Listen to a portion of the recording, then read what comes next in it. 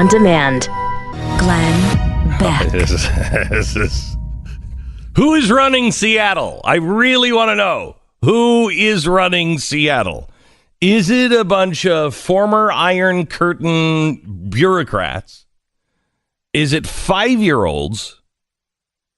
Or is it morons? It could be a combination. I'm not sure. Last month, the genius that's running Seattle decided to tax its biggest assets, its businesses. Well, that was 4 weeks ago. Do you remember how old you were 4 weeks ago? Seattle unanimously approved the so-called head tax on big companies like Amazon and Starbucks. And this was just to, quote, solve the homeless crisis. Seattle has the third highest homeless rate in the nation. Now, that's saying something because it's always rainy and damp and nasty outside. So you have no home and you're living in Seattle?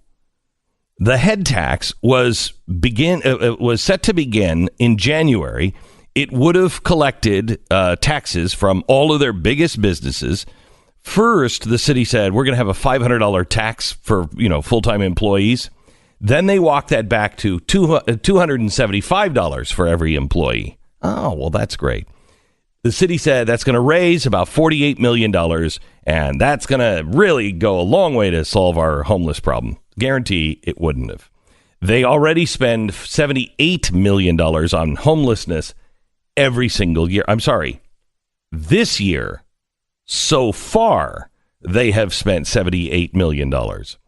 Now, media reports are pinning the city's change of heart on the businesses going, hello. Did I mention that they've changed their mind on this? Multiple businesses, Amazon, Starbucks, have all sponsored a campaign called No Tax on Jobs to get the referendum on the ballot this November that would get rid of the tax. Well, it looks like now the referendum is not going to be necessary. The Democratic mayor said the city council heard the protests from the companies and don't want to engage in a prolonged, expensive political fight over the next 5 months that will do nothing to tackle our urgent housing and homelessness crisis. So yesterday, the Seattle City Council, they voted to go, yeah, we're not going to do that. Now, one city council member who is a socialist called the repeal of the tax a capitulation to bullying by Amazon and other big businesses. She said, it's a complete betrayal of the working class. Oh, my gosh, I want to break out in the Soviet national anthem. Actually, I hate to break this to her, but this tax was a betrayal to the working people. The showdown in Seattle is a classic case of progressive big government trying to throw money at a problem like homelessness with a strategy that actually hurts a company's ability to hire, which would cause layoffs and thus, say it with me, more homelessness. If you're spending $78 million a year on homelessness this year, it might be time to reassess your spending habits. The top 3 U.S. cities with the largest homeless populations, New York, Los Angeles, and Seattle. When will the voters in those cities realize that there might be a slight correlation between the progressive government and the homeless problem? It's Wednesday, June 13th. This is the Glenn Beck Program. I have a feeling it's not going to be anytime soon. So if you are living, let's say, in San Francisco, you gotta love it, right? You gotta love it. It is like one of the number one cities where people are screaming to get out. It's if you poll the people in all around the country, San Francisco, I think, is number one with people like, if I could move, I would move in a heartbeat. Now, that's saying something because San Francisco, I believe, is the greatest city in all of America. Really? Oh, yeah, I do. Have you just visited the one city or? San Francisco? Mm-hmm. Is that the one you that's the one I've been to. Okay, yeah. so yeah. I haven't even really been to Dallas here. No, I it's just a great think city. it's a great city. Yeah. It has everything. It has water. It's close to mountains. It's moderate in temperature. It's very to be incredibly progressive sounding. It's very walkable. It's a very walkable city. It is though. Like it's one of those you can go on vacation and you just kind of walk around and you get to stuff all over the place. Yeah, It's cool. It's a great city. It's really a great city. They have almost completely destroyed that as a livable city because the homelessness. They're militant. And they're currently crapping all over the streets of San Francisco. Well, you're just saying that because we were there fairly recently and there's a lot of crap in the streets. That's just why you're saying that. Yeah, and when you say crap in the streets, we actually mean fecal matter. Right, and not from dogs. Human fecal matter. Yeah. This is, and by the way, we were there for the Super Bowl. Yeah. So it was cleaned up. Yeah, Super Bowl cities tend to clean themselves up when lots of visitors come. It was still, I mean, I don't know if they made a statement. They decided to go the other way. Right. And add more fecal matter to the streets. Could we get people, could the average citizen just start crapping in the streets just this week? I mean, it was bizarre. We want to prove a point to all these outsiders. Yeah, it's bizarre. But that's what you're missing here is yes, they're progressive. Okay, yes. Okay, occasionally they pass some left-wing policies. Right, but occasionally. But they give choices to their constituents. They do. They are pro They do. choice. Amen, brother. Now listen, if you're living in San Francisco, you're dealing with a massive homeless problem.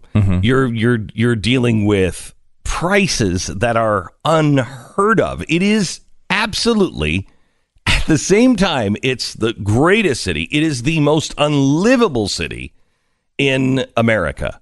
It's just, you cannot afford to live there. They don't make it easy. Well, no. But that's why they're going to make sure, they want to make it better for kids. This is all about the children, as you know. These tax increases are always about the children. It's not about power. It's not about anything other than just helping young people that are young. Now, I did also say that they're pro-choice, so they're not that young. No, it's kind of this sweet range. Right. There's a nice range of a little older than the ones we're getting rid of and selling for parts, but the older ones, and we care about them because of the tax increases. Correct. So that's how we show how we care. We say, look, someday you can get a job or not. You could just crap in the streets. But if you get a job, you're going to love to pay it forward in these taxes. Well, a lot of people will buy presents for their spouse on an anniversary. I just raise taxes on her. It shows that I love her. Right. Amen, brother. Yeah, that's Amen. what I do. Now, San Francisco just had a big vote on Proposition C and Proposition D. Okay. Now, Proposition D is known as the Housing for All Initiative. The Housing for All. Now, that is initiative. something you might say, hey, are they going to do something with the homeless problem? Yeah. It's about the children. Don't worry. Don't ask about that. Okay. Now, this would affect taxes slightly. Okay. There is a slight difference in taxes. Okay, but this is going to be to help. It's going to help children. Housing for all. And children. And children. Okay. This would boost the city's gross receipts tax on commercial rents. Now, if you don't know what a gross receipts tax is, because you have a life, it's not something that happens that often anymore. Why? Because it doesn't tax you on your profit. It taxes you on the gross receipts. So all of the money you get taxed on, whether you're making a profit or not. Even if you're losing money as a business, you still get taxed on all of that. That is good. That's good. That's good. Now, those things have pretty much gone away nationwide, but now they're proposing new ones in San Francisco for the children. Okay, for the children. So this is a tax on the rent? Yeah, on commercial rents. Now, they already have the second highest rents in the nation, behind only New York. Yeah, well, you don't want to be. You don't want to be number two. You don't want to be number two. You want to raise them up. So this Proposition D would increase the taxes slightly on gross receipts. Yes, only by 460%, though. And that is not, I wouldn't say too much. No. Right? For the children? Is that too much for the children? No, it's not. No, it's not. You love children or you don't love children? No. You love children or you want to see them die. If you love children, you'll pay 400% more in tax. If you don't love children and you want them to die, whatever. whatever. Yeah. But God is watching you. Right, of course. If there was a God. Now, this would only be a $70 million tax increase for the city's businesses, which is nothing. I mean, it's basically, you don't even notice it. They're not going to notice it. And again, is $70 million too much for kids? Do you think kids are worth, $69 million? What's your value on the lives of children other than the ones we abort? Right. What's your value? Well, I mean, can I sell them? No, we sell it. There's lots of profits to make there. The value of children. Okay, the measure has attracted a number of prominent endorsements, including San Francisco Chronicle editorial board, mayoral candidates, pro-development groups, blah blah blah, pro-development groups. But Proposition D also had opponents. Over half the city's board of supervisors has come out against it, including as well as SEIU, a very powerful union, as you know. They did not want this. And you think SEIU supports every tax increase. Why wouldn't they want a 460% tax increase? And this is where the choice comes in for California voters that I think California voters appreciate. They say, okay, well, there's, we're just looking for some sensible ideas. And then, the progressives will step in and say, hey, a 400% tax increase, we think that's sensible. And there's others that say, that's not sensible. Right. We need common sense reforms. I need common sense reform. So you had a choice, and the choice was? The critics have thrown their support behind Proposition C. Proposition C would also increase the city's gross receipts tax. Now, that's, you kind of might expect that. Yeah, you're like, okay, come on, 400% is crazy. Maybe just increase them by 100%. Or 200%. Something sensible. Right? Something sensible. That's what I was thinking. It's in that range. Okay. Kind of. All right. Does it start with a 1? It does. It starts with a 1. Okay, good. All right. Proposition C would boost the city's gross receipts tax by 1,066%. So you could either have the 460% increase or the 1,066% increase. Right. Now, which doesn't seem like I want either. Okay. See, that's you don't care about kids, is what you're saying. Wow. He doesn't care about children. He does not care about children. I'm just thinking if I'm doing business there, and this is on my gross receipts. Yep. I'm not having. Like, let's say per unit that you rent, it costs you $1,000 to run this building, and you charge $1,200 in rent, so you have a $200 profit. They're not taxing the $200 profit. They're taxing $1,200, all of it. So you're going to now go from profitable to not profitable because of the tax. But that will help take the money and you know what? What? It will take the evil industrialist, the evil capitalist, the evil business owner. Yes. And get rid of them. So then the land can go back to the people. Right. Or something like that. Right. Because certainly it's not going to raise rents to another ridiculous level, so no one can find... no, that won't happen. No, okay, good. No, that won't happen. Now if it does, they should pass rent control. Right. Yes, and that would fix it. Proposition D would raise $70 million in taxes. Proposition C, $146 million in taxes. Well, that's probably not accurate. As we have seen, no matter how high you raise the income tax, it generally receipts remain around 18%. Yeah, right. So it doesn't matter because, you're going to put people out of business. People are going to find a way around it. So I'm not sure that it will raise the entire 150,000 or 50 million. It never seems to. Now, if you were like, I don't know, I'm not sure which way to go, you should probably know how the San Francisco chapter of the Democratic Socialists are ruling on this. They have thrown their support shockingly behind the 1,066% tax increase, calling the 460% tax increase a crass attempt to break working class solidarity. So, how did this turn out?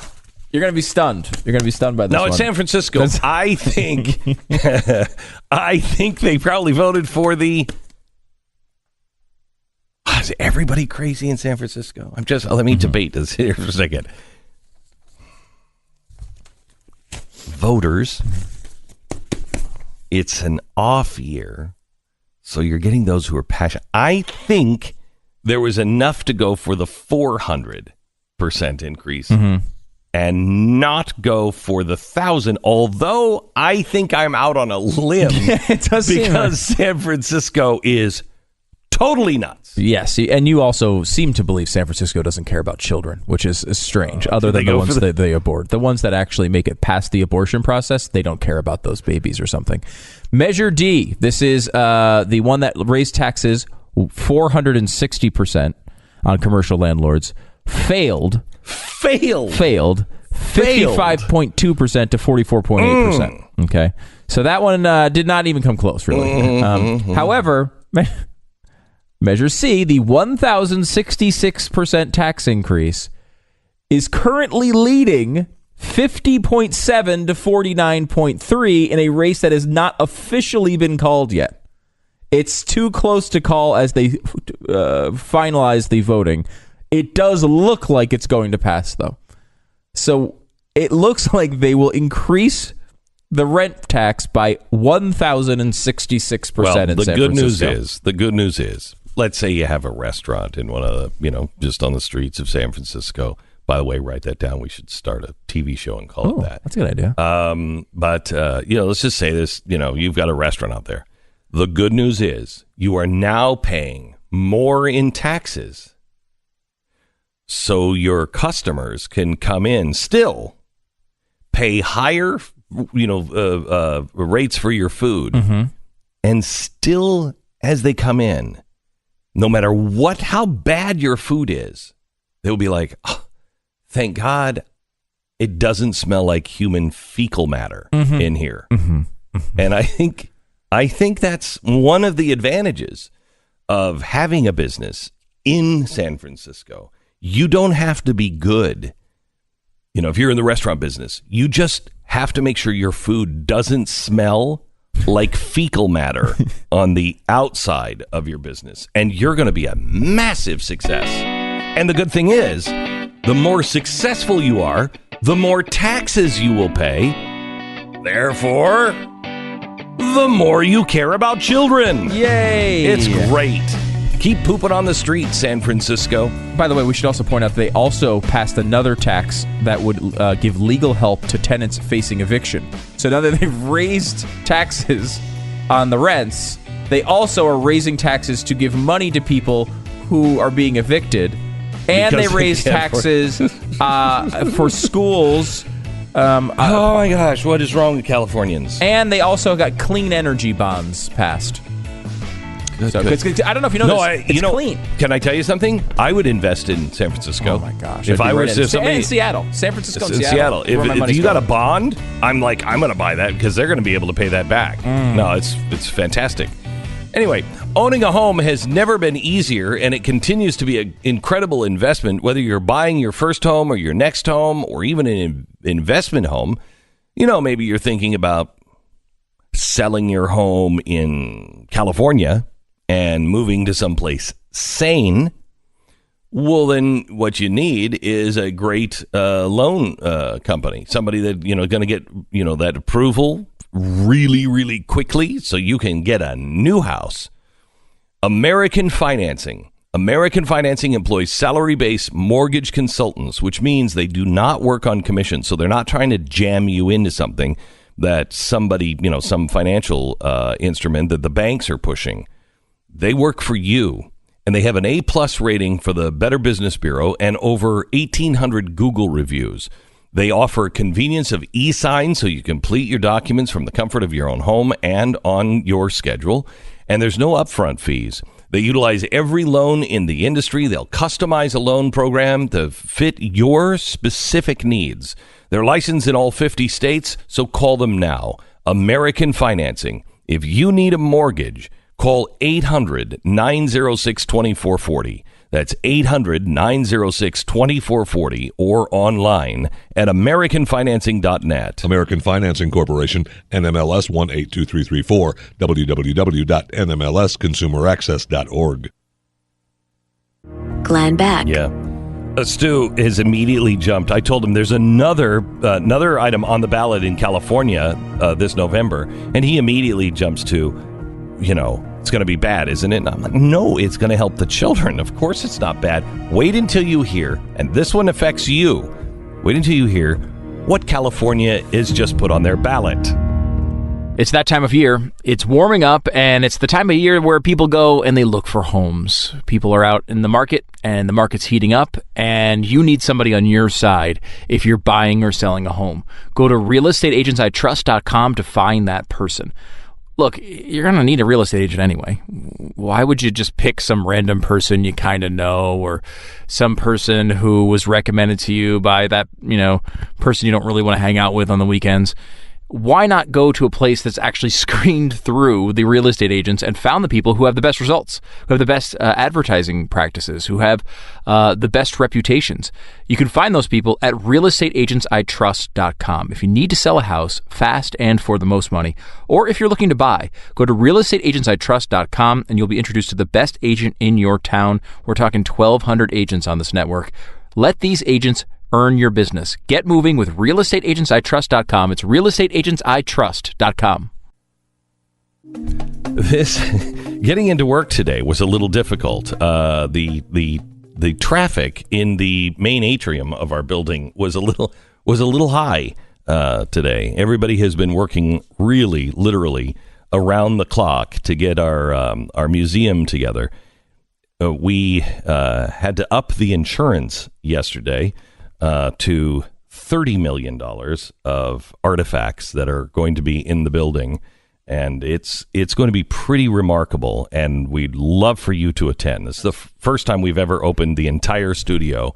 Back of house and everything. We've opened up the property cages and everything else because we have so much stuff to show you, and we're really excited to show it to you. $30 million? $30 million. Wow, it's a lot. You're thinking about... I have a key. Just...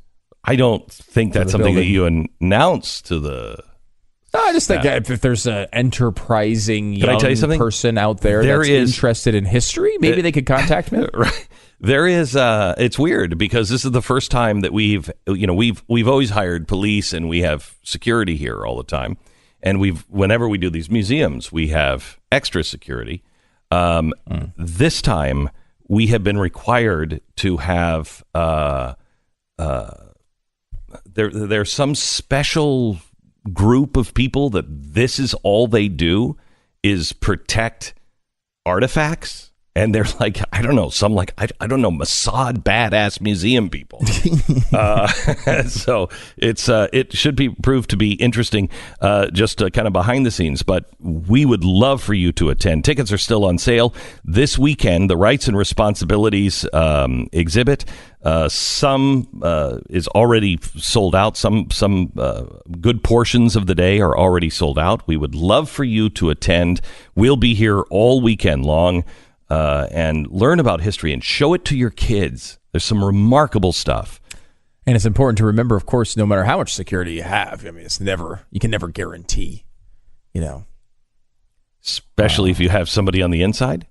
Well, there's a current documentary out in theaters called Ocean's 8. And, right. They show... Not a documentary. They show a pretty detailed plan on how someone could... Right. Potentially, but you would really need inside information on the layout of everything. A lot of times that's part of it. Like where there's someone inside who knows the layout, who maybe has access to. Do you know anybody that would be that bad that would do something like that? That what? Huh? Anyway, enterprise. You can find. Hey, you believe in the free market. I believe in the free market. Mm-hmm. What's this really worth? Mercury1.org/museum 2018. All right. I've got some good news for you, Stu, because there is another ballot measure in California. Oh, wow. And this one is coming this November. Now, the last ballot measure we just talked about increased the taxes on rental property by 1,000%. A little over that. Well, why be picky? I mean, California has now on their ballot, they're going to be asking voters if they agree or disagree to break up into 3 separate states. They are voting in November, and if the majority of voters cast the ballot to break it up into Northern California, Southern California, and just California. California has the majority of the beach, by the way. Southern California, though, has, San Diego and all of that. California, it would be the smallest. It is all the beach line in Los Angeles and Hollywood, all the way up to Monterey.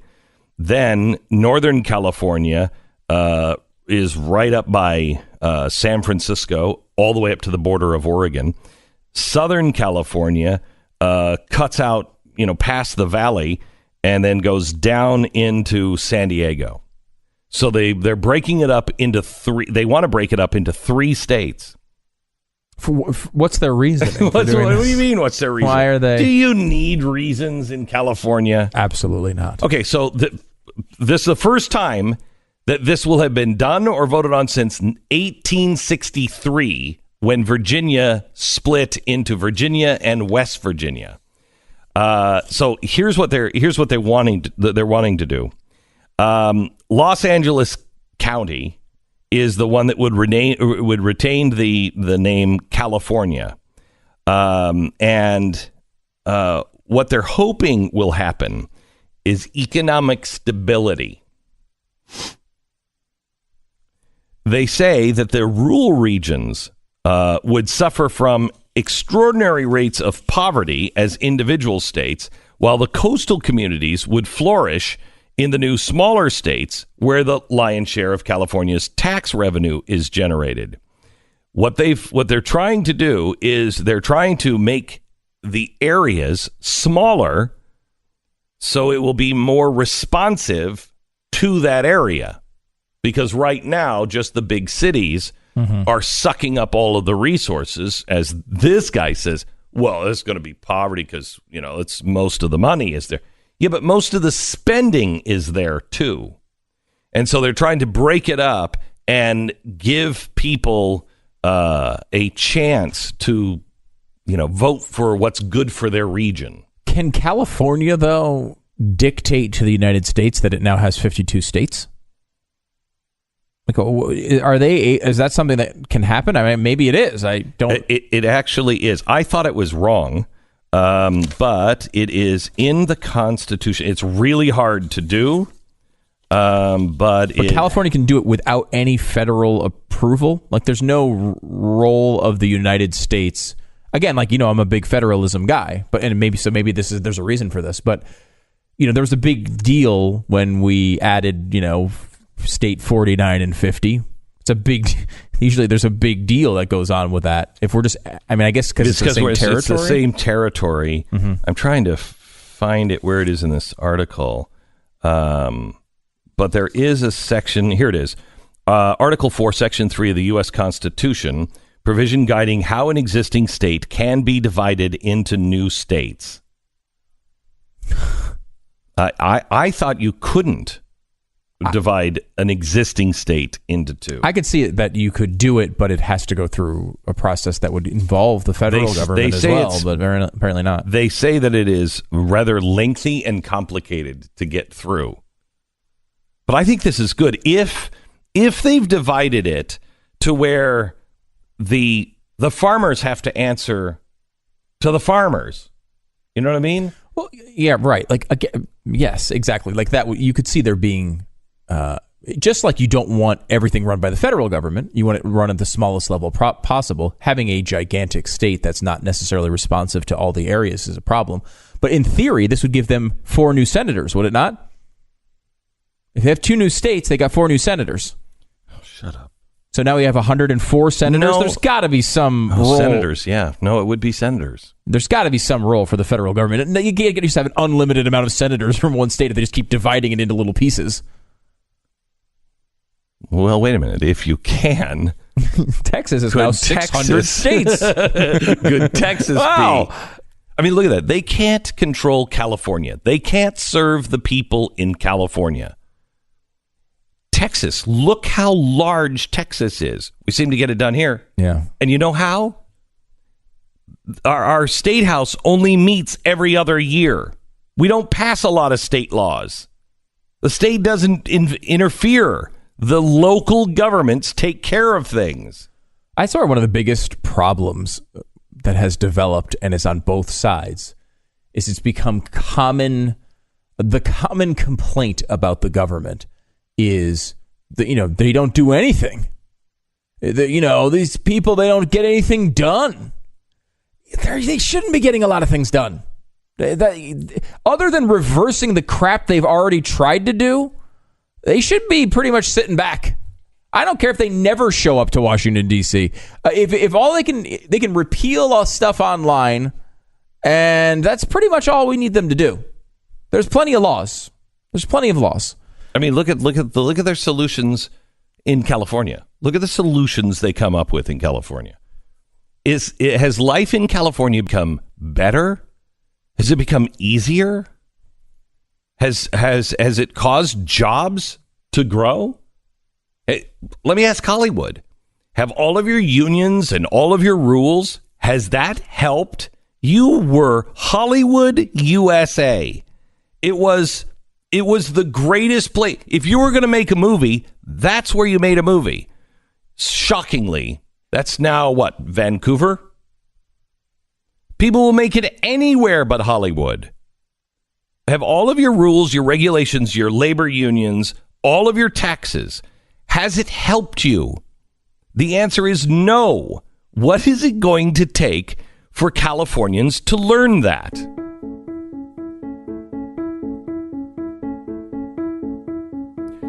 All right, I want to talk to you a little bit about buying and selling Bitcoin.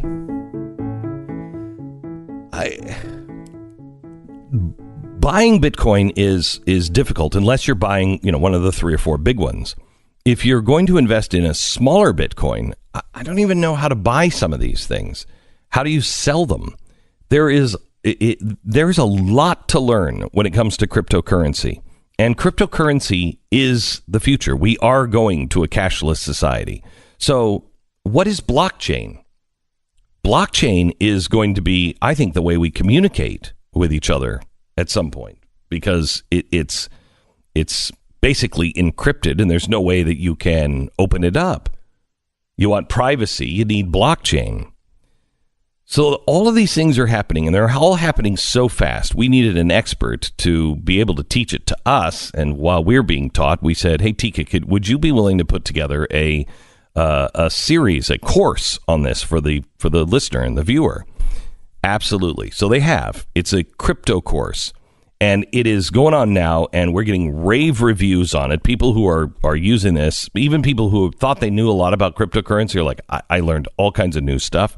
SmartCryptoCourse.com. Go there now, SmartCryptoCourse.com, or you can call 877-PBL-BECK, 877-PBL-BECK, and get more information. But it's SmartCryptoCourse.com.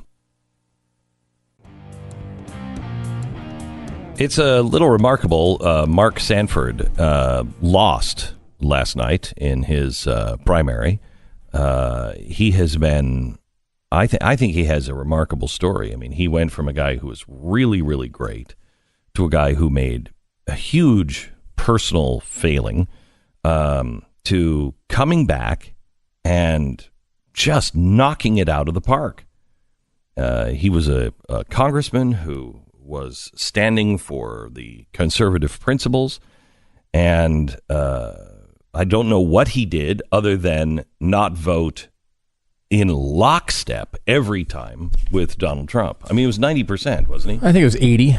But he was, as I believe I heard on CNN, one of the supporters who was wanting Sanford to lose, phrase it, he was the 4th most disloyal congressman.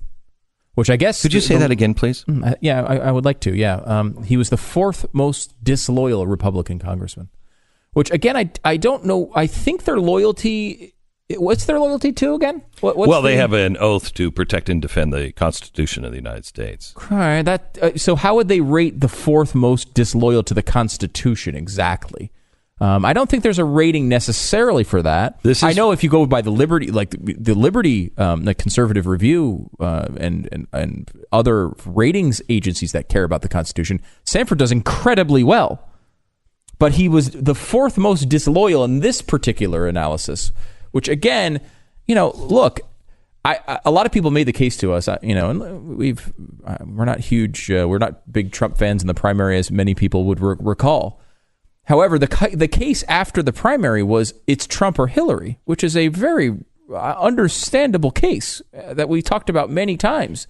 Hillary would have been much, much worse than Donald Trump has been on policy through this administration. There's no question about it. They're light years apart, further apart than I would have believed. However, this is not Trump versus Hillary. This is Trump. This is loyalty to a president versus Mark Sanford, who's been unquestionably great on conservative policies. It's an interesting place that we're in because I don't like loyalty oaths. Can you imagine? I mean this. Take this at any other point in history. Think of what you would have said about a liberal who changed their vote because the president told them to. I would not live my life for a second in a place where I felt because the president tweeted to vote a certain way, I would listen. It would make me less likely. Endorsements, we've always joked about them. Who cares what the endorsements are? Who listens to endorsements? You make up your own mind. Well, I don't know. At least according to Donald Trump's analysis of this situation, he's the one that changed it. And it's hard to disagree with him. It may not have been the tweet, but Sanford's opponent was running on, I'm more Trump than Mark Sanford is. And she was right. She is. She pointed out that this is Donald Trump's party, and it is, and clearly, right? I don't think there's no opposition, is there? It is going to end like the Democratic Party, because the Democratic Party became Obama's party. And you don't do that. You don't build a party around a person. It doesn't work out well. I mean, look at what with Obama. Yes, he won election twice, but look at how he hollowed out the entire Democratic Party. Remember the talking point? They lost 1,000 seats in state senates and governors and congressmen. Remember that talking point? Yeah. I mean, that was what happened when they associated themselves to one man. Yeah, but I think they're going to come roaring back now because they have Alec Baldwin considering to run for president against Donald Trump. So, it's going to be quite a comeback. They have a deep, deep bench of Alec Baldwin and Bernie Sanders. Glenn Beck. Glenn Beck. It was Tuesday night in May. Susanna Maria Feldman. She went out with her friends. They were a little bit rowdy, but generally a good group of kids. But Susanna didn't come home that night because she had been raped, strangled, and buried in the dead of night. Her body was dumped into a ditch leading to a railroad track near the refugee camp in her hometown of Wiesbaden. That's in Germany.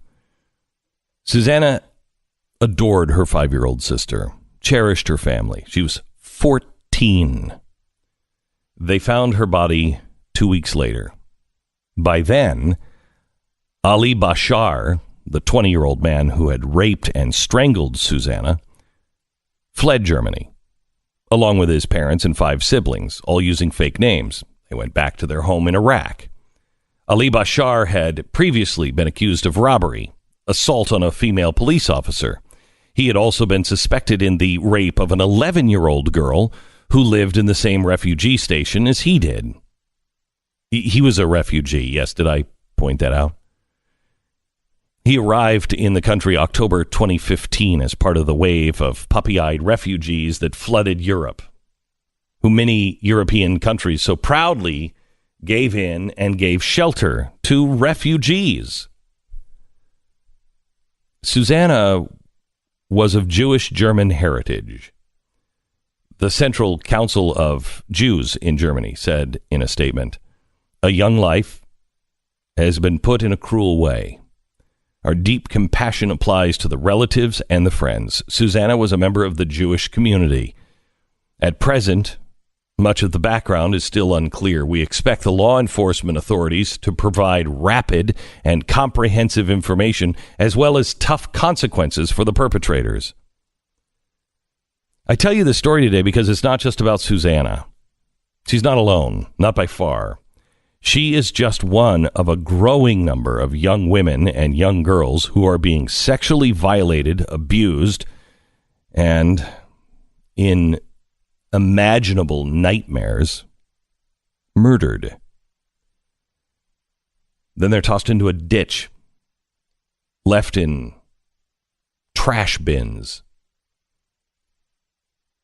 There is no respect for life. Europe, this is what so many people were afraid of. This is what the so-called naysayers were afraid of. The governments are still not responding. The world, generally speaking, is not racist. There are racists. There are racist policies.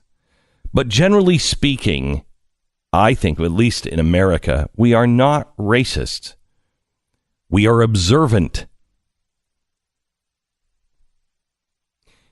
Multiculturalism is the problem. If you come to our country knowing what we offer and what we do.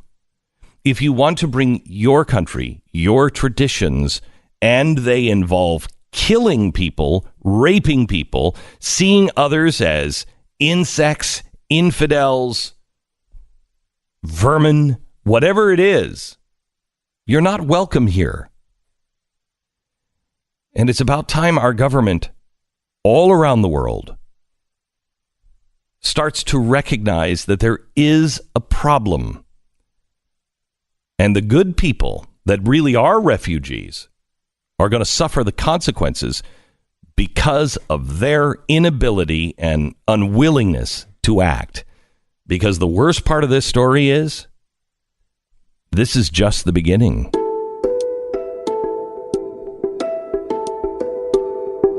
It's Wednesday, June 13th. This is the Glenn Beck Program. There is an unbelievable story that just does not make any sense to me at all, other than this is what happens when a government just starts passing laws and is not using their brain at all. What is the point of prison? The point of the prison is to punish people for their crimes, but rehabilitate them so when they come out of prison, they are good citizens, right? Isn't that the point? There is a case now of Mathew Charles. It is absolutely unbelievable. In the 90s, he was nabbed for selling crack. He spent 21 years in prison. He got out of prison on parole. He has completely changed his life. His community loves him. He goes to church all the time. He's got a job. He volunteers in I think, soup kitchens. This guy is a model citizen. Well, the state decided they made a mistake because you've got to serve until 2027. It's on the books here. You got to serve it till 2027. So they took a guy who had been out on parole for how many years, Stu? 2, 3? I don't even know. I think 2 years, and is a model citizen. He's going back to prison until 2027. This has got to stop. This is wrong, and there's something we can do about it. Now, he has an attorney, and Charles' attorney is on with us now, Shon Hopwood. Hello, Shon. How are you? I'm great. Thanks for having me, Glenn. Sure. So tell me what we don't know about Mathew. Well, I think one of the unusual things about Mathew's case is that, one, he got an extremely long sentence for a drug crime, 35 years, which in the federal system, you have to serve 85% of that. So best case scenario, he's got to do 31 years. And I think what's remarkable about his case is he's done 21 years in the Federal Bureau of Prisons. Not only there's no indication he had any acts of violence or committed any other crime in prison, he didn't get a single minor disciplinary report. And how rare is that, Matthew? I have never seen it, and to put it in context, I don't know if your listeners know my story, but I served 11 years in federal prison myself, and I'm often held up as the model of rehabilitation, and I got 2 incident reports in 11 years, half of what Mathew served. Wow. So Mathew is quite the amazing man, and then he gets out and just makes a community and with his church in Nashville and volunteers. You know, the first 2 years out of prison after serving a long sentence is very precarious for people. They're trying to get some stability and get their life back on track. And Mathew, despite all of that, went and served at a soup kitchen every Saturday for the homeless. And what's interesting is the Department of Justice had a chance. The judge asked them, will you dismiss a charge and let this man go free rather than re-locking him up for 10 more years? And the Department of Justice said no. Why? Well, what they would say is they're just following the rule of law. But that doesn't make any sense because federal prosecutors decide what to charge and what not to charge every day in federal court across the country. There are many times people break federal law and prosecutors never charge it. A lot. Well, the U.S. Congress does not value your liberty or anyone else in this country because what most Americans don't know is that the Congress has found that there are 5,000 federal criminal laws, 5,000 things that are so serious that the Congress thinks that you could potentially go to jail or prison for. So, first of all, is he back in prison yet? He is in county jail in Kentucky awaiting transfer to another prison. But we are hopeful that the President Trump, will grant him clemency and return him back home to the community that desperately wants him back. I read an article about his going away party, and he was so gracious. And I mean, I wouldn't be. What was his attitude as he went on? You know, if it was me, I would be very bitter and angry. But that's not Mathew's character. Mathew kind of left the bitter, angry guy behind in prison many, many years ago. He has been, he's sad and devastated because he finally got his life back on track only to have it all ripped away from him. But I tell you, he is also a very humble man, and he has been just overwhelmed with the number of people who, his change.org petition is close to 100,000 signatures. We did a lot of interviews last week, including NBC Nightly News, and he's just been overwhelmed at the number of people from all political stripes who are supporting him in his quest for clemency. By the way, that petition is posted at glennbeck.com if you want to go sign it. What's the goal for this, Sean? Well, the goal is to just get enough public support that the president decides this is worth doing, and the White House is aware of Mathew's case. I have yet to run into anyone who thinks that it was a smart or wise idea to send him back to prison for 10 years. So I'm hopeful that something will happen and that the president, much like he did last week with Alice Johnson, will sign a clemency petition and Mathew can go back home to his girlfriend and his church community. It's like in a theoretical world, right? If we had an Elysium or the Matrix where we could test these things, and you had criminals who had, did bad things, and you could somehow test the fact that maybe they could return and you could prove it, you could release people all the time. The issue is, of course, that would be incredibly risky to release them into the actual population if you weren't sure. Here's a case in which we essentially got the opportunity to test. We were able to release this guy to see if he could blend into community, to see if his life had been turned around. He's a success story. It's a success story. It was proven that he could, and yet on what seems to be a ridiculous technicality, they're throwing him back into prison. I mean, it's unthinkable. There are thousands of Mathew Charleses in federal prison that just haven't had the opportunity he has to get out. The great irony about the American criminal justice system is, one, we think that we are the land of the free, but on the other hand, America incarcerates its citizens at a greater rate than almost any other country on the planet. And two, the great irony of it is, the longer someone spends in corrections, the less likely they generally are to come out and live law-abiding, successful lives. Prison doesn't make people better. Right, and I can't imagine going to prison for 20 years, 21 years here, and being able to even function on the outside. It was a different world that he lived in the 1990s. Completely different. Yeah. When I was released in 2008, I had never been on the internet, never seen an iPad, an iPhone, or an iPod.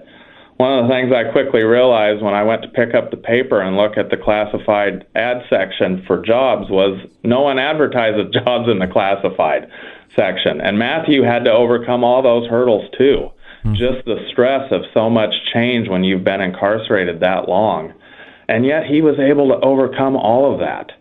And show that he's a changed person, which just, in a perfect world, the Department of Justice would have recognized his rehabilitation and just cut him loose. Sean, do you have time to stay with us for a little bit longer? I do. Okay. If you stay on with us, because I've got a few. This is a fascinating story, and should it be more than fascinating to people, we need to take action on this. You can go to glennbeck.com and sign the petition and get the president's attention, and we've got to correct this. There's something good happening in America right now, and that is we're starting to come together on one thing, and that is prison reform. It doesn't work. Let's talk about prison reform. How do we do this, and how do we get the people out of prison that shouldn't be there anymore? Shon Hopwood, he is the attorney for Mathew Charles. He's also an associate professor of Georgetown Law. We can continue our conversation here in just a second. Let me tell you about Goldline.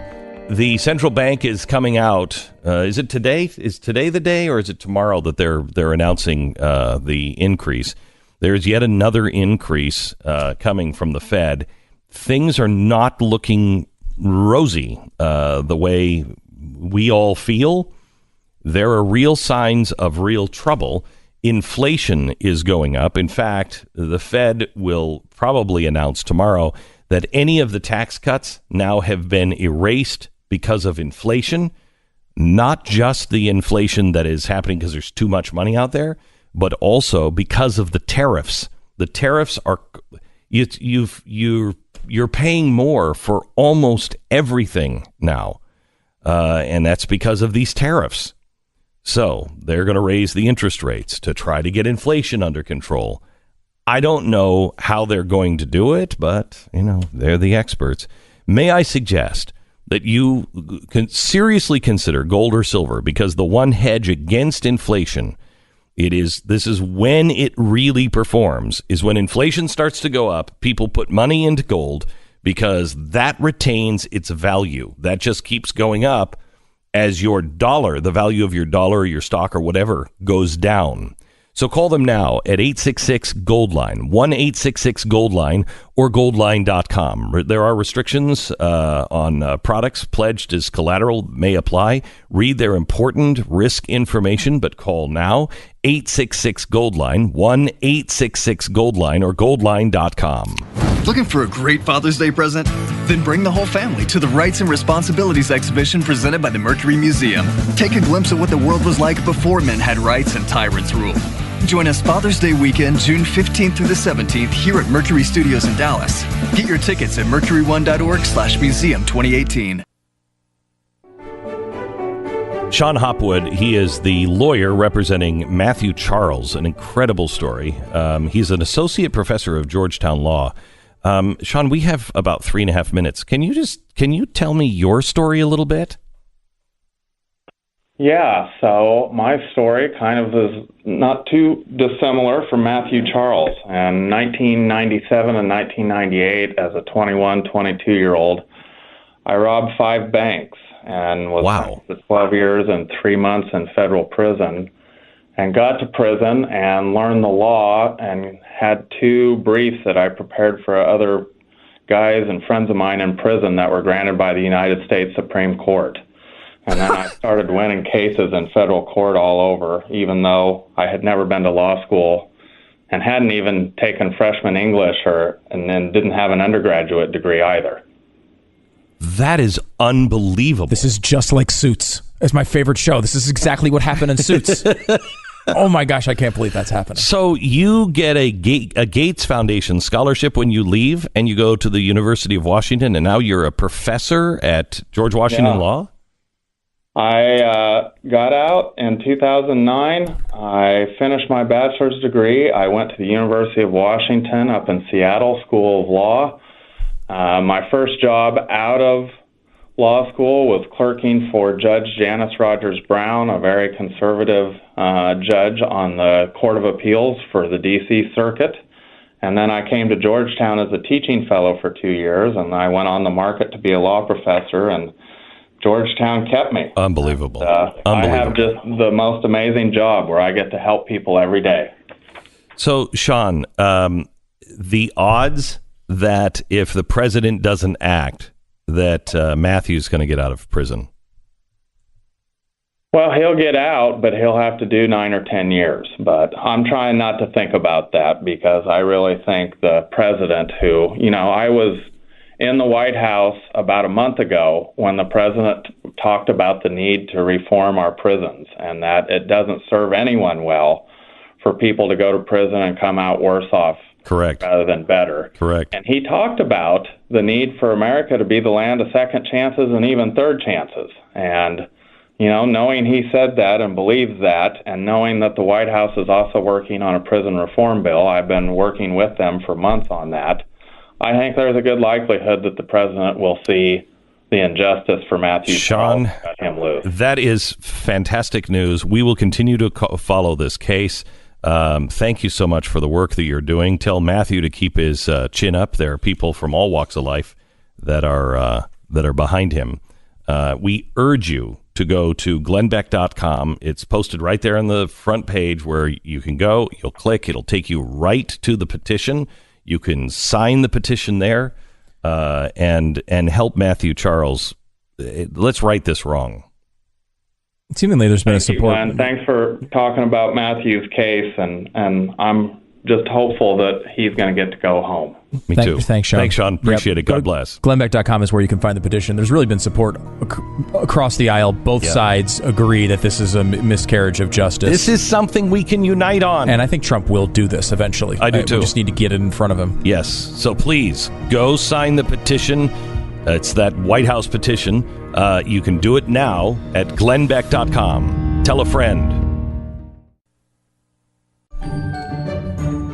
So, President Trump has deemed the meeting with Kim Jong Un a wild success and said that we don't have to worry. He's no longer going to be a threat to the world on nukes. It might be a little early to claim victory. We did sign a piece of paper, which is great. Well, now, and again, this piece of paper is actually less restrictive on North Korea than previous pieces of paper that have been signed. Though, again, this is very consistent with the way Trump deals with these things. I think he, when you're doing something with him, he praises you, and praises you effusively. And he goes the other way when you're doing something he doesn't like, which is why he sounds so much more negative about Canada and the media than he does a guy who's got a bunch of concentration camps and murdering his own people. Right now, he believes he's going the right way with Kim Jong Un. So he's praising. And if Kim Jong Un screws this up, changes, decides to not denuclearize, he will change and start killing him again in the media. And I mean, that's just the way he does it. It's not it's not the style that I enjoy. But again, I don't know if anyone's noticed, no one elected me. They elected him. Yeah. And this is his style. And we should be rooting for the best. Absolutely. And I think part of this too is he does this a lot in negotiations in which he tries to lock you into your position. So he goes out there and he praises something he didn't really do, right? Like they're saying, well, we'll denuclearize the peninsula. It's based on tons of other conditions, right? Like it's not like, oh, everything's gonna be gone tomorrow. But he goes out publicly and says, wow, everything's gonna be gone tomorrow. Or actually, in this case, he said, everything's already gone, right? He's trying to lock him publicly into this position. So when Kim Jong Un comes back and says, well, yeah, I'm not doing half of the things you said I was doing, Trump can go, wait a minute, I stuck my neck out for you. I was out there saying that you were a good guy. I was out there saying that you were funny and loved your people, and now you're doing this to me? Yeah, it could be. You know, I think there's a bit of that he does, and he's done that forever, right? He's always tried to lock people into those positions publicly, and then he acts as if you've reversed it on him when people try to enforce the original agreement. Well, look, I mean, it's worked for him in the past. And maybe, I don't know if Kim Jong Un feels those same media pressures considering his situation, but maybe he does. Again, he's a very bizarre character, Un. And if you, well, Kim. And if you go through Kim Jong Un and you're saying, all right, well, you know, maybe we try some unconventional stuff and maybe it moves it. You know, I mean, it's again, I think everyone, whether you like Trump or not, is saying it's worth a shot, right? Why not give it a shot? We just got to make sure that we don't fold and give him everything just so we can say we have a win. I think that's what everyone's concerned about. But I just think we should give it a shot. Let's wait for this to play out before you trash it or not. It's in play. Let it play out. You pointed this out last night on the television show, and you went through step by step how Reagan worked on the Gorbachev thing and with Iceland, and several of the steps you noted were wait. Yes. Let them simmer in it. Let them sit there and think about it a little bit. I mean, the way Reagan did it is similar. First, you start out with the evil empire speech. You start out saying they're really bad, and we got to do something about it. And you do it in such a way that everybody in the world says, you can't say that about them. That's going to only make things worse. Mm-hmm. Evil empire speech, Rocket Man. Hey, go ahead. We'll vaporize you. I mean, think of all the things that Donald Trump said with North Korea. Then, after you say that, you set up a coalition and you penalize them. You try to choke off their money, which we have done. But what Reagan did is he went to the Pope and he went to Margaret Thatcher. Margaret Thatcher was putting external pressure on, but the Pope was putting internal pressure on. He had connections inside. What did Donald Trump do? Donald Trump went to China. China has called him in because China is the pressure on the inside. Now, we don't know how much pressure, we don't know what's going on, but China played a big role in this. Remember, they called him out. He doesn't leave the country. They called him out and said, you have to come meet with us in China. So he took his cute little train in his toilet and he went to China for a meeting. What happened there, I don't know. But I would imagine it was pressure. So he's got the pressure from the outside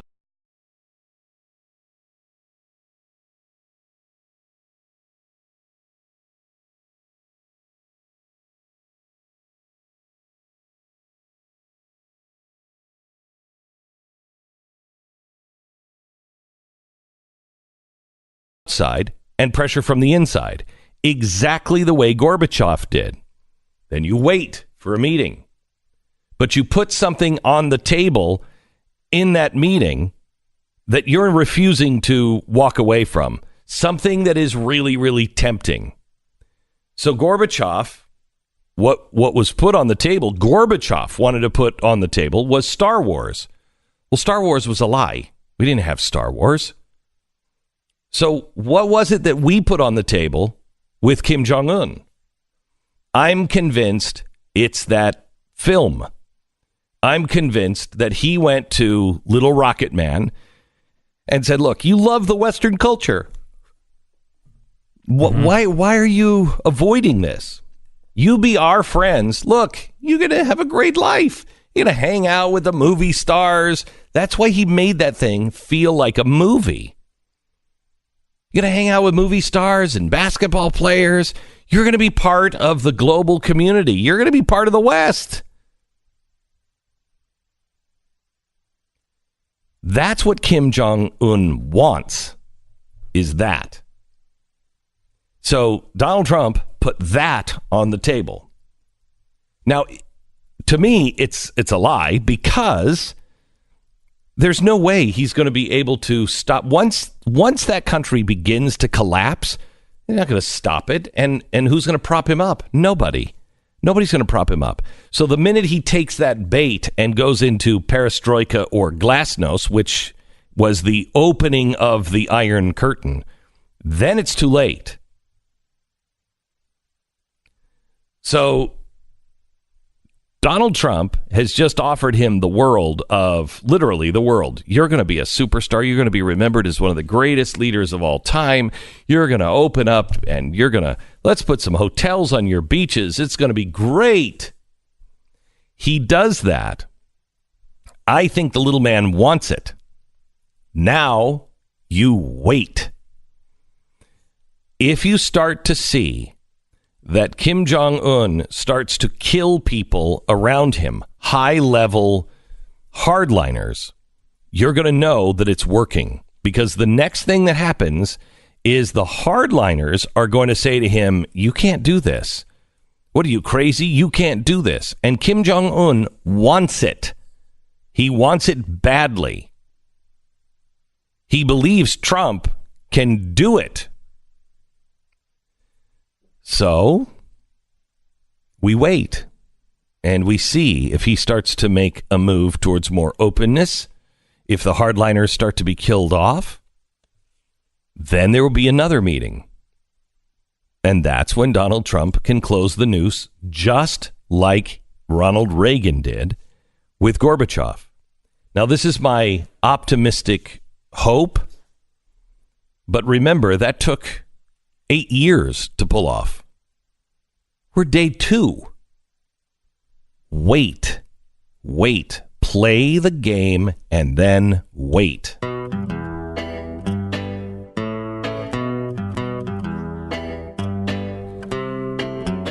Well, it's that time of year when you were inside because it is hot as blazes of hell. No, I mean, it's just like standing under a blowtorch. It's no big deal. Anyway, it's hot, it's getting worse, and you have to be inside, and your air conditioning is just pulling overtime now. The AC unit here at the studio is working overtime, the AC unit at my house, everybody's house. And replacing that is not cheap. So what do? You have to have a fresh set of filters in your system from FilterBuy. Otherwise, it's going to have a hard time sucking in new air to cool.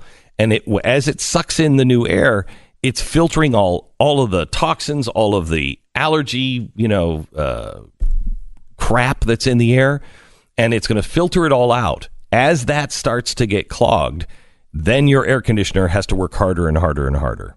Now, FilterBuy has, auto delivery, so you don't have to think about it. And you're going to need to change your filter probably twice now and at the end of the summer, because you're going to be using it all the time. If you're anything like we are, you're going to be using it all the time. They're going to knock 5% off your order just for making your life easier and setting up regular delivery. You can save time, save money, breathe better, and don't have to think about it anymore. Save on wear and tear and save on allergies. It's FilterBuy. FilterBuy.com. FilterBuy.com. Glenn Beck. All right, there's a couple of things that you need to know. First, there is an update that is not going to go over well in the White House today on Michael Cohen. Stu. Yeah, well, it's this is just breaking, so we're just reading up on it now. It's an odd story. So Cohen is dealing with 3.7 million documents that were seized, and they're going through the process now of trying to figure out exactly what's going on with them, which ones are privileged and which ones aren't. So far, only a few have been privileged. 162 out of 300,000 of the first batch. So 162, not 162,000 of 300,000, but 162 of 300,000 documents have been privileged and will not be introduced. So, but again, a lot of that's probably also nonsense. Anyway, the big development that's apparently happening, according to ABC News, that Cohen's lawyers are leaving. Do we have any idea why? There doesn't seem to be an indication in this particular story about that.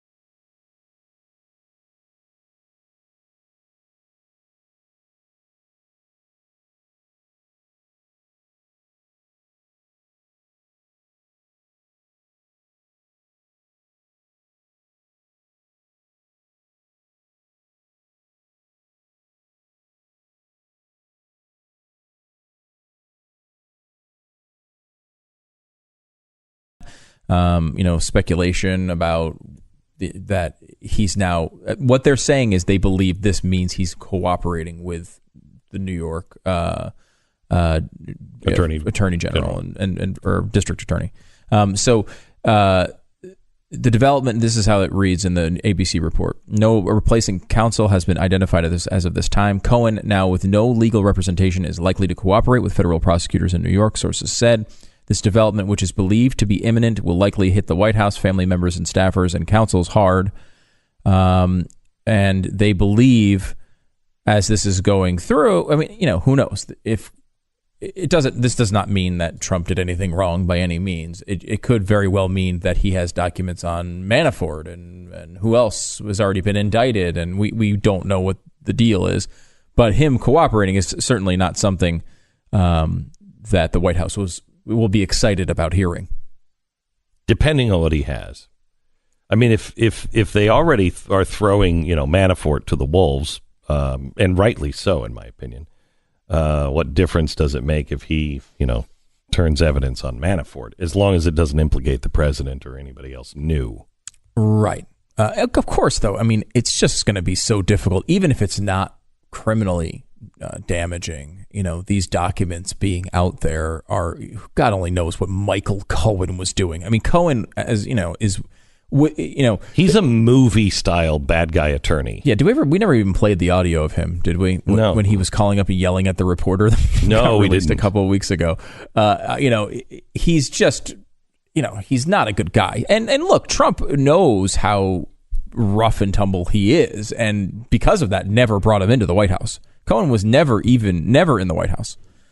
So that's he was able to bring in people who, like Bannon, who were loudmouths, and other people who Flynn, who had his issues, although doesn't seem to be nearly the bad guy that Michael Cohen is. Cohen has had all sorts of problems for a long, long time, and his job, which was valuable at times in the real estate business, is not something you want anywhere near the White House. And Trump knew that from day one. But what this guy actually has in his archives, what he's done, what he's done on behalf of the president, whether the president knew about it or not, could be an issue. Trump has said 100 times he had no business in Russia and all of that. at that time, we now, at least has been reported widely, that Cohen was on his own trying to get Trump Tower Moscow built separately from Trump. And no one has said that Trump told him to do this, but he had some freedom to go out there and try to create deals and was dealing with very odd sources in Russia about trying to get in 2016 during the campaign to try to get Trump Tower Moscow built. And here is the kind of guy he is. Here's Michael Cohen talking to a reporter saying, "Back off." I will make sure that you and I meet one day while we're in the courthouse, and I will take you for every penny you still don't have, and I will come after you, Daily Beast, and everybody else that you possibly know. Do not even think about going to where I know you're planning on going. And that's my warning for today. So I'm warning you. Tread very lightly, because what I'm going to do to you is going to be disgusting. Do you understand me? Don't think you're going to hide behind your pen, because it's not going to happen. I'm more than happy to discuss it with your attorney and with your legal counsel, because you're going to need it. So, it's a kind of if you are in the situation where you are dealing with the press, and the press is as unfair as they are to, Donald Trump or many people, there'd be a good portion of you that want that guy on your side to do that kind of thing. I don't appreciate it or like it, but that's the kind of thing that has come out, before.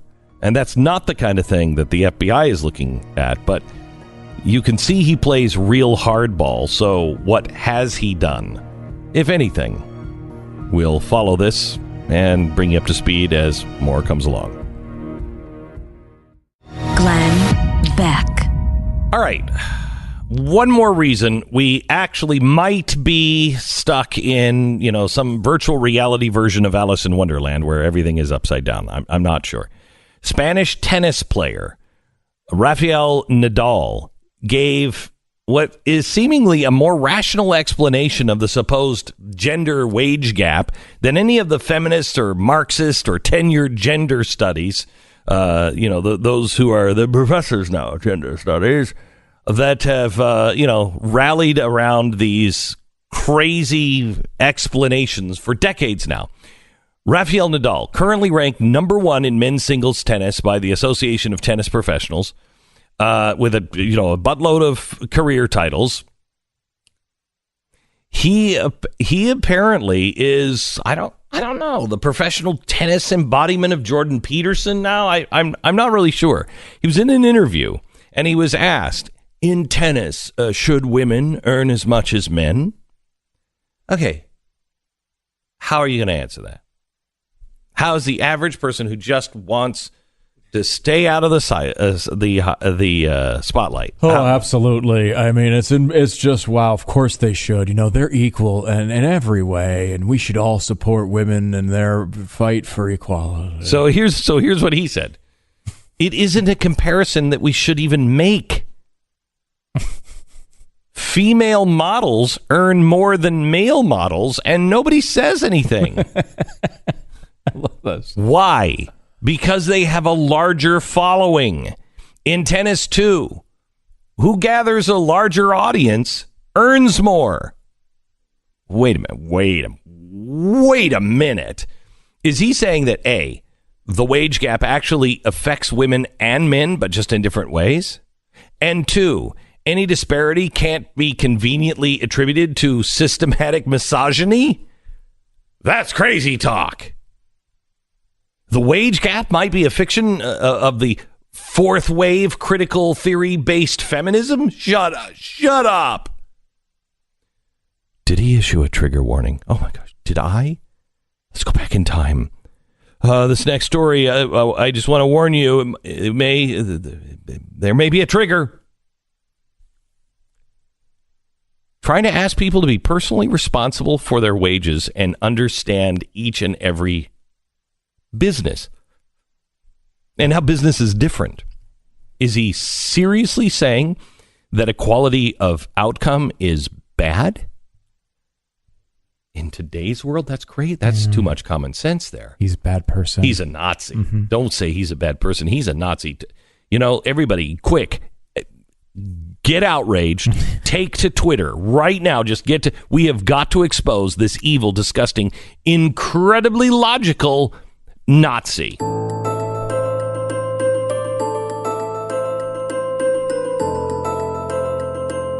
It's Wednesday, June 13th.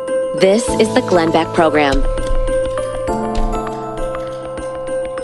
know, the one thing that I've learned in putting this museum together, which is opening this weekend, it only runs Friday, Saturday, and Sunday. I think tomorrow night we're having a big dinner. Friday night you can come and have a dinner. It's a fundraiser for Operation Underground Railroad and the Nazarene Fund. Tickets are, a bit pricey. It's going to be a small gathering, and we would love for you to attend.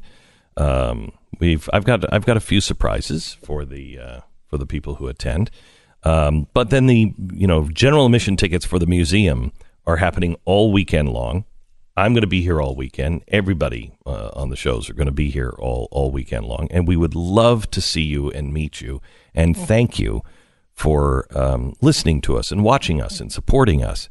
The Rights and Responsibilities exhibit is all about correcting history. What is it? What is it about? What is it about? The academia that makes it so easy for them to change history. Well, what makes it really easy? Us. Our ignorance of history. We have some documents and some items that are on display this weekend that will really, truly blow your mind. This one, I just can't believe, every time I open this up, I just can't believe I'm holding it in my hand. This is a document from Thomas Paine. Now, most people don't know Thomas Paine, and if you know Thomas Paine and say, oh, he was a great patriot, you then don't know the other half of his life. If you look at him and say, oh, yeah, he's the founder who's the atheist, you don't know him at all. And this document proves it.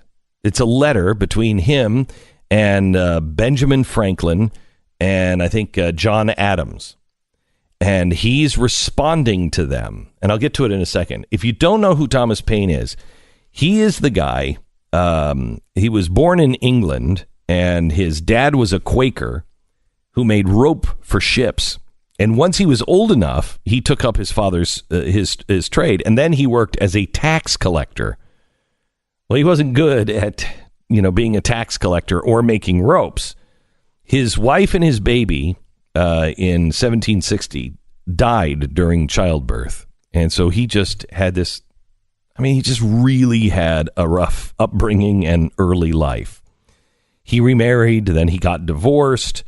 And he was at a low point when he met Benjamin Franklin in London, who said, you need to make a new life for yourself in America. In America, just leave this crap behind.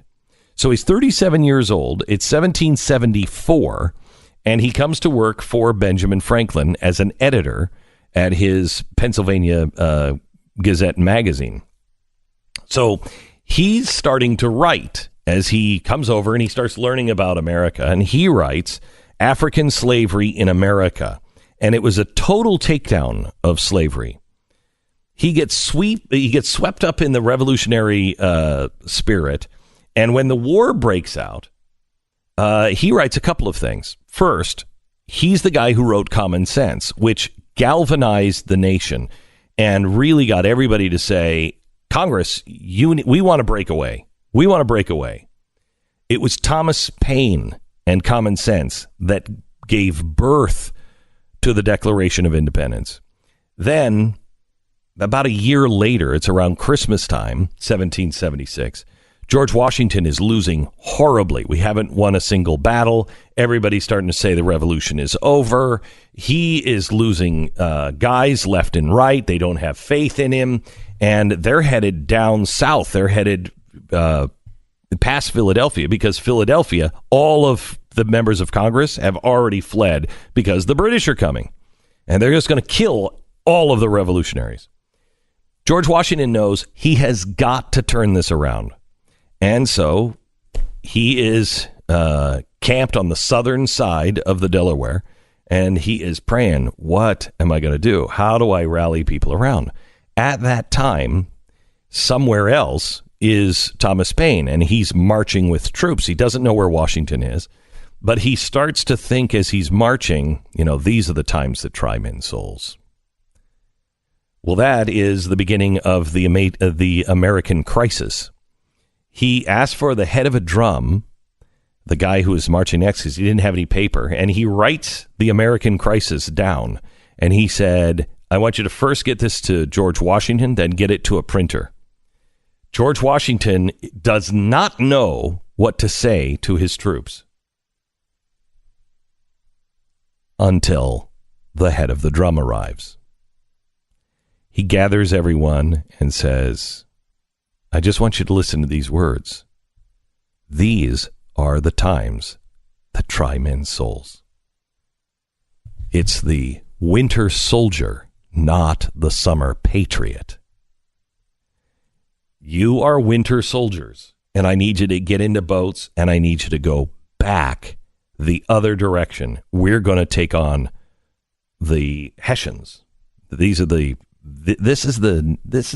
Navy SEALs of our day. It's because of Thomas Paine. War ends. By the way, Thomas Paine hasn't made any money because he's taken all of the profits and he's given all of the profits to the war effort. So this guy's a massive hero. The French Revolution breaks out. He believes that the French Revolution is the American Revolution. George Washington and everybody else, except for Thomas Paine and Thomas Jefferson, understand, no, this is not life, liberty, and property. This is liberty, equality, and fraternity. And that's different. They don't have God. Thomas Paine gets really, really angry. He leaves. He calls George Washington all kinds of names. Washington says, I'm not going to bail you out if you get in trouble over there. He goes over, he writes The Rights of Man, which is defending the French Revolution. It's a big success. And then the next one he writes, and that's The Age of Reason. This is the one that had Teddy Roosevelt say, oh, Thomas Paine, oh, he's that filthy little atheist. Well, he's not a filthy little atheist. But history records him as a filthy little atheist because of what he wrote. When he came back to America after the French Revolution, everybody abandoned him and hated him. Within 10 years, he died broke and alone. There were only 6 people that attended his funeral. 6. What did he say that was so bad? And what was his defense? You will be taught that he is an atheist. In my hand right now are the pages written explaining exactly what he meant and why he wrote it, which completely changes history. I'll tell you about it coming up next.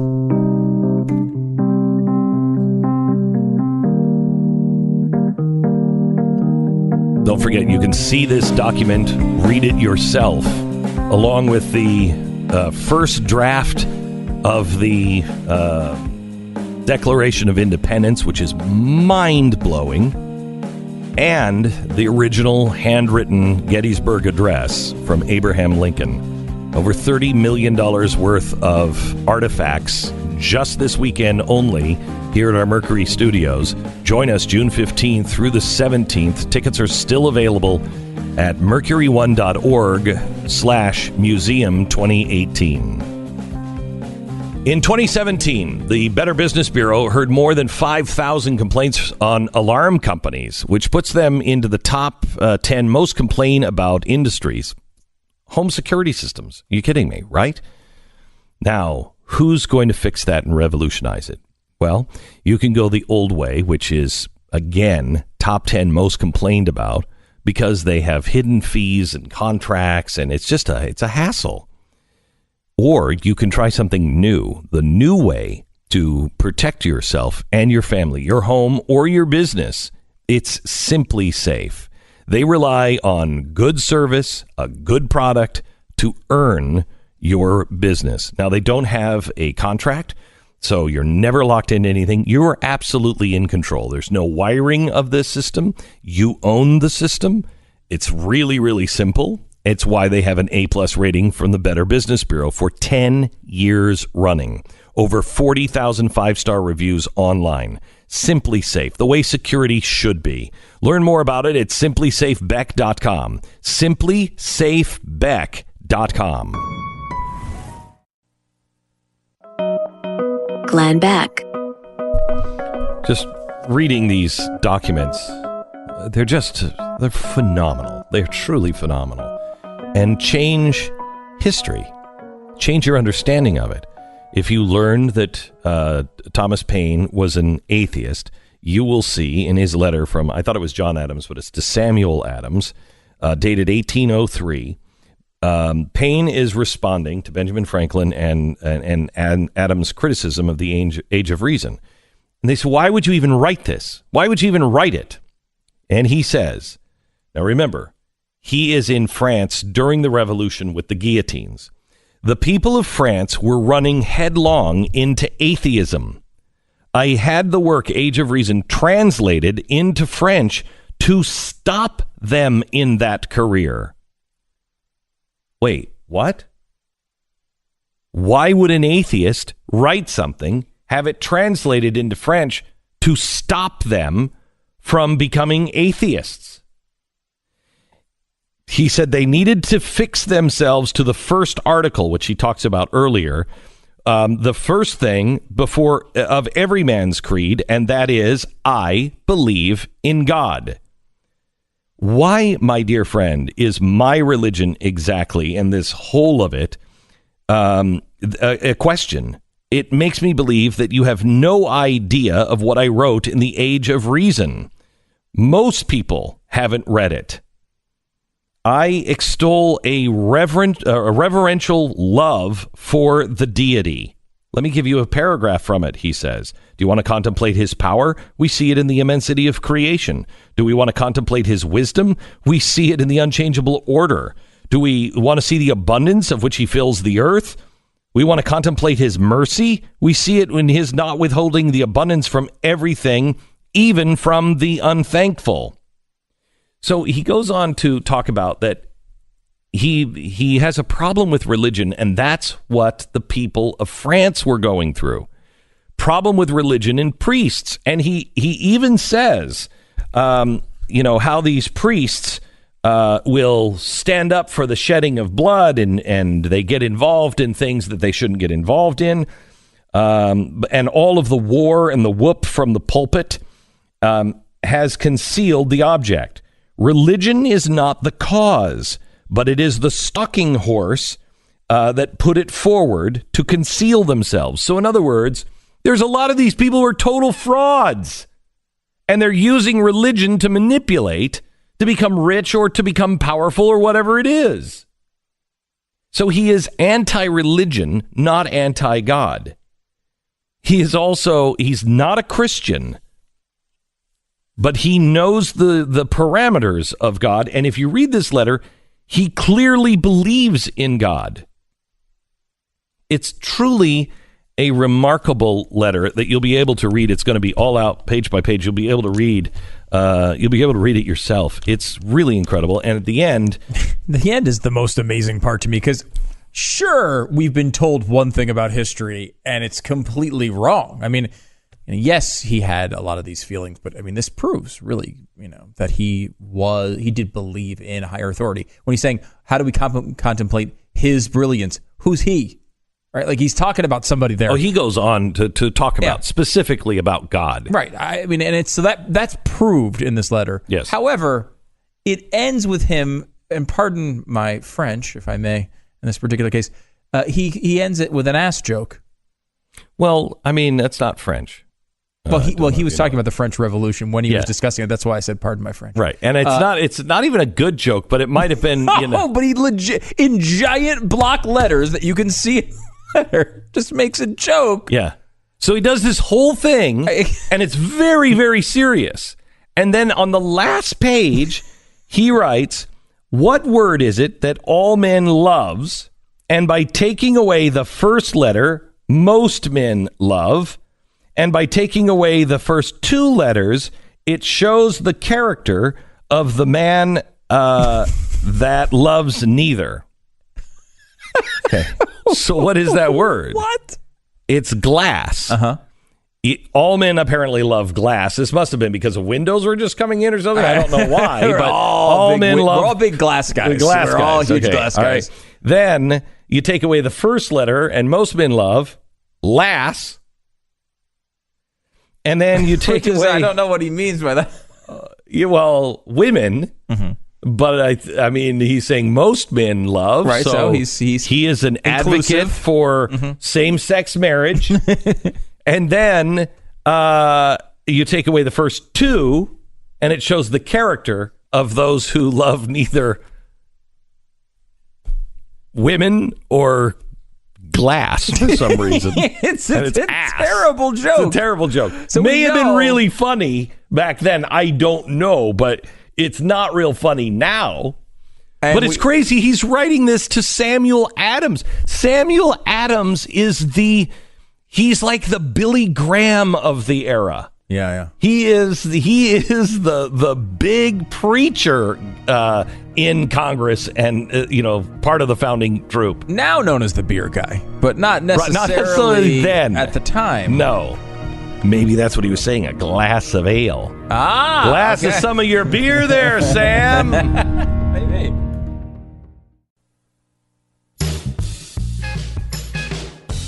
So let me give you a fact that I want you to really remember and spread this far and wide. New figures have come out. We are the worst as a nation. We're horrible at everything, right? Well, according to the Giving USA Foundation's annual report on philanthropy, I love this story. We have just set a record high for charitable giving in the last 12 months. Yeah, what do we give, like $40? Stingy bastards we have in this country. $30. By the way, this does not include any government giving at all. May I? No, I'm just trying to help. I'm a helper. Well, you're not really helping. I'm a helper. You're not helping. So here's what I do. I help. So America gave $410 billion last year. $410 billion. It has never been that high. In fact, we eclipse the world in total dollars given from our own wallet. And the vast majority, $287 billion, was given by people and not corporations or foundations, but by average people. Now, vast majority. If you happen to be traveling internationally and someone says, well, your country stinks on ice, you'd say, well, without the ice, you stink. But that's a different story. How much money do you, France, give as a country? Because we're not just charitable in the U.S., we also provide the most foreign aid by far, and no one comes close to us.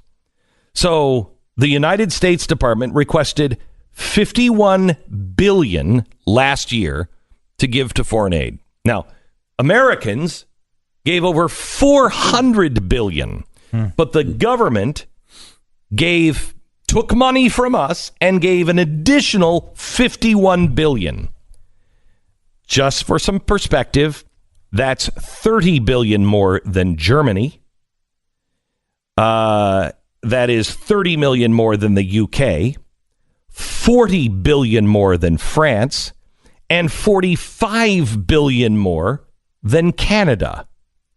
No country in the history of the world has ever been this charitable. Wow. That is truly American exceptionalism. And that comes from our Judeo-Christian upbringing. I got to say it. I'm going to say it. How dare you? I'm going to say it. Don't. You're a bad person. Don't. Not only that, but the private giving, as a percentage of GDP, because everybody else will say, well, you got 300 million people. Of course, you gave more. As a percentage of GDP, we gave double the second place country. Wow. Doubled the second place country. And I mean, it's triple or quadruple places like Germany and, crappy France. Yeah, it's unbelievable. Is that the new name? Yeah, it's called Crappy France. Wow. Yeah. Wow. They officially, because they thought, well, yeah, I mean, why deny reality? My country's crappy France. It works. Mm-hmm. It works. Okay, that's good. That is amazing. And that's a cultural thing, right? It's because of our upbringing of a couple of things. Mm-hmm. One, Benjamin Franklin. What is the American religion? It's not Catholic, Protestant, or anything else. The American religion is there is a God. We should serve him. And the best way to serve him is to serve our fellow man. That's the stock of this nation. So we've always done that. Plus, we have always looked to ourselves to fix problems. We don't stand around like everybody else does. Why doesn't the country do anything about that? We do it. We do it. And the bigger our government becomes, the more socialized our government becomes, the less we will do for ourselves. That's what's happening. And the world will weep when the lights go out on America. They will weep. They will have no idea the good that we have done. There's so many new developments as well that are really positive here in the United States. I think we're going in the right direction. Thank you for pointing that out, Stu, because the University of California at Santa Barbara, UCSB, hosts a website that's controlled by the sociology department. It encourages parents, finally, somebody's saying finally. It encourages parents to allow their young children to participate in sexual play. Wait, you perfectly mean normal, perfectly healthy. Hold it. You mean your college students? No. This is they actually say that sexual play is most common between the ages of 4 and 7. And it's, quote, completely normal, generally harmless, and encourages, they're encouraging parents to allow these behaviors. So try to be positive when you see this happen. If your 7-year-old is playing with a 4-year-old, that's perfect. Perfectly normal. What do they mean generally harmless? What do they mean generally harmless? Yeah, you know what? They don't accept that with guns, do they? No, they do not. Over 300 million guns. How many are used in crime? They are generally harmless. There's a section on the website that reads, children might display affection to their friends by hugging and kissing or touching each other's genitals, which is perfectly normal. Parents should not react in a negative way because children are just exploring. So you should encourage this kind of behavior. If the child is performing these activities excessively in public, why, you might sit them down, have a talk with them about how this should be done in private. So if it's happening at a Taco Bell booth, you want to maybe put a stop to it. Yes. Don't try to thwart the activity, of course, altogether. You don't want that. Wait. Just tell them to do it behind closed doors. Weren't these the same people that were telling us that we had to tell our kids which parts of their body was private and which part was a so that nobody will touch? No touch zones? Yeah. When was it when we started predicting that they would have to make this? They would have to normalize things like pedophilia. And for the last several years, we've seen this. Now, they're talking about sex among kids themselves, like a 4 and a 7-year-old inappropriately touching is perfectly normal and generally harmless.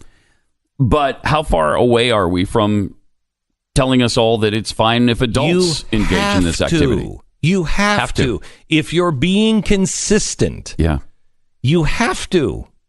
There's absolutely nothing anymore, really, that's verboten. There's nothing that you should say to your kids. I think that word hey, is. don't do that. That word makes me think of the white Germans. Did I make that you were uncomfortable? Looking for the master apologize. race. Were you uncomfortable there? Absolutely, that was a trigger word for me. It was somewhat. Although Third trigger Reich-ish. word is also a trigger word because it has the word trigger in it. Oh my gosh! Now and that makes me have think of made me guns. uncomfortable. I'm sorry. I wish you wouldn't have brought up that image in my head. I'm sorry. Wow, you Stu, are you uncomfortable as well? I'm hoping for a soundproof glass case that I you can just get into. live in? I can just stay in all the time. You know, the University of Utah has a cry closet. We should install one of those here. I'm sorry, what? There's a cry closet where you go and cry and get all emotional about your finals exams. They've set them up all over campus. It has pillows. It has pillows. It does. Yeah. Yeah. So I mean, a cry closet. Well, if you're gonna, I mean, and that's by the way, we want to make sure that people understand it's okay to cry at school about a test. Yeah. But we just want a safe place for you to And you might be crying because your parents told you not to touch other kids' genitals when you were a child. Right. And you're still harmed by that. Because they may have reacted negatively. They may have, and they shouldn't have. They should not have done that. They have a cry closet? Yeah, they do. Is there any chance that anybody's ever going to grow up anymore? Is there any chance? Can you imagine a cry closet?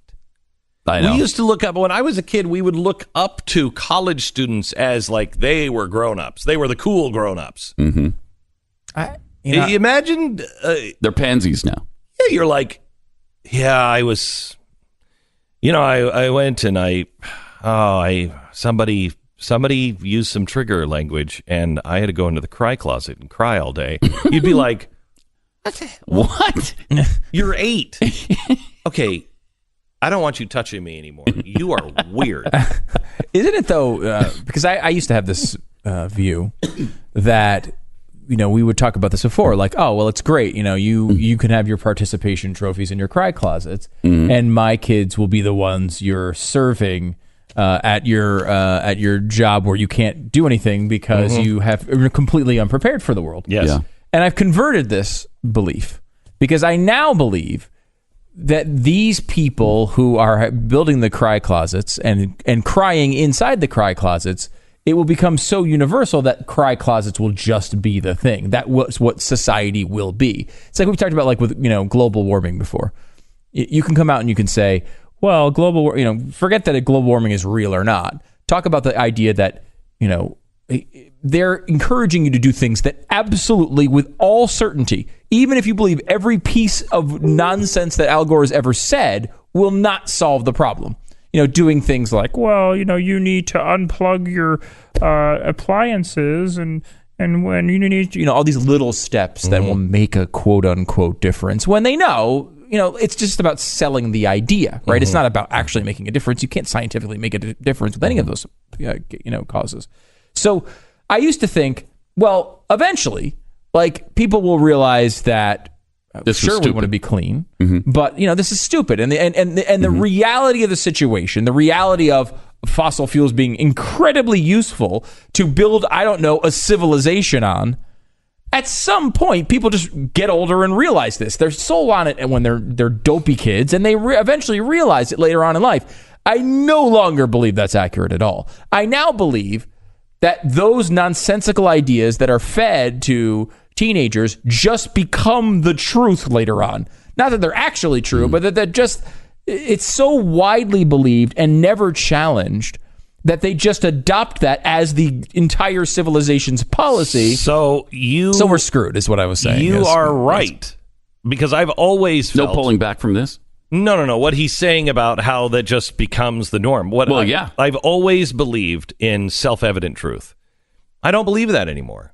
I don't believe there is... Things aren't self-evident They to are people. not self-evident to people. Your freedom is not self-evident.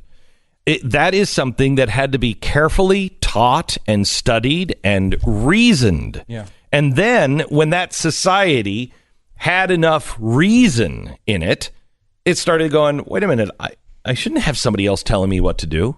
Yeah. That's when it becomes self-evident. So it is quickly becoming self-evident that the dinosaurs that believe in cry rooms being funny or cry rooms being tragically sad because it makes you into a 4-year-old that will never be prepared for life, that is going to be self-evident that we are wrong and the cry room is right.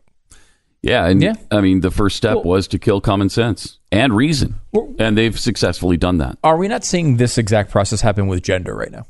Yes. Right? Like gender, like again, like there was an idea, it's never been about hating someone or anything like that. It's just like, it's always been, there's been two genders and that's the way it was. Well, X and Y. And there was chromosomes, right? Like, and you'd think that eventually the chromosome thing works, it plays out and people understand that that's what it is, despite the crazy things that people would say. And what happens now is it just keeps moving down that road.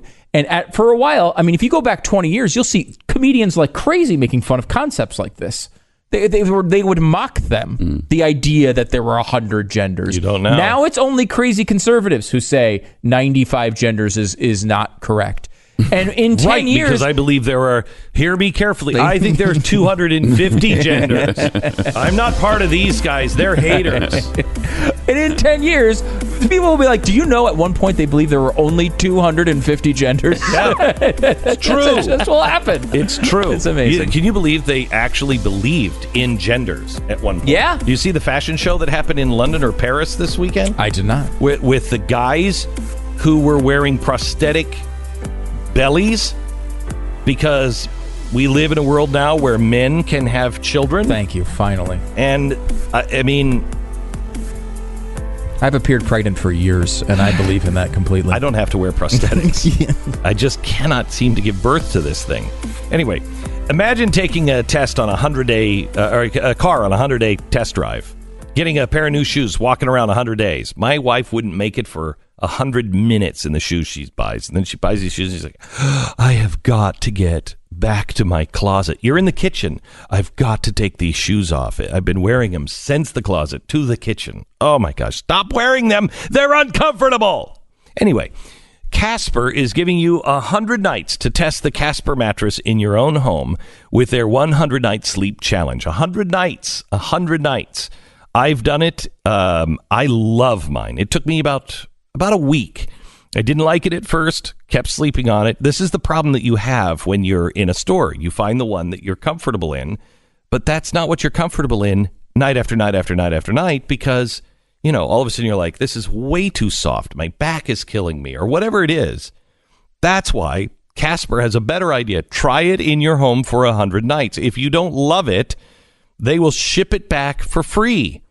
They'll pick it up. It's not a problem. No questions asked. The choice is, are you going to get a good night's sleep or not?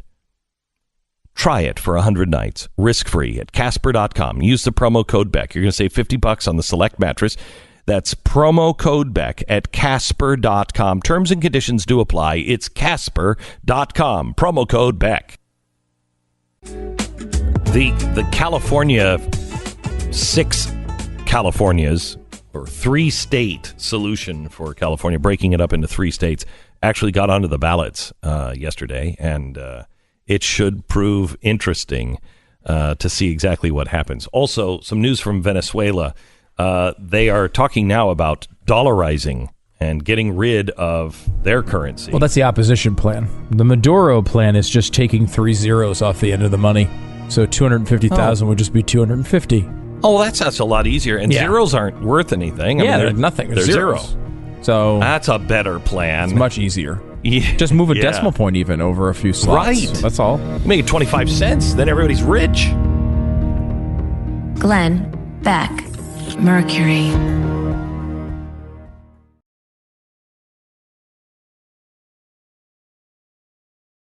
The Blaze Radio Network.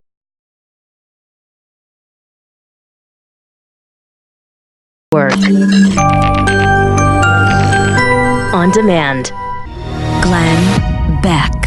Well, the most historic meeting between two adversaries since the fall of the Soviet Union just happened in Singapore.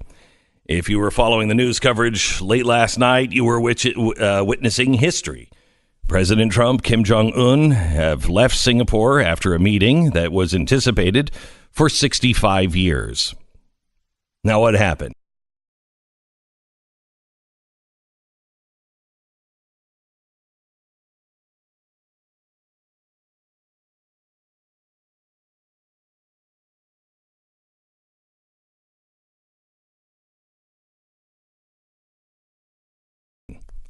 Well, first, the bad. He didn't. I didn't really like to see,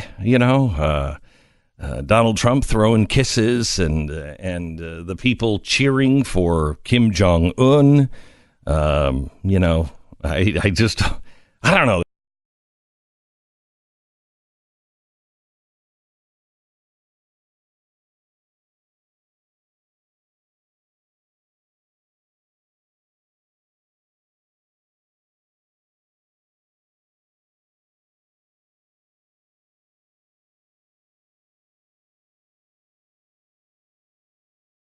There's something about just even our flag next to North Korea, one standing for liberty and peace and opportunity, and the other is slavery,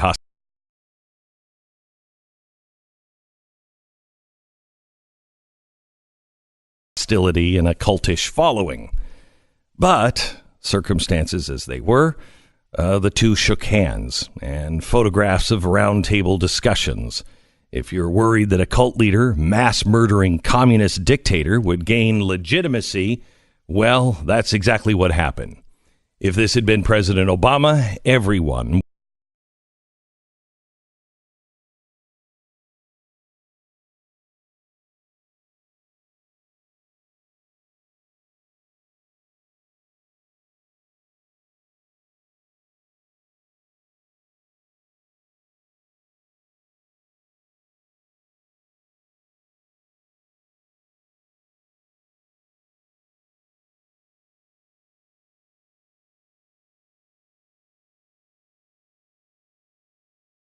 would be destroying him right now. How can we concede so much? John Kerry and Susan Rice, Ben Rhodes.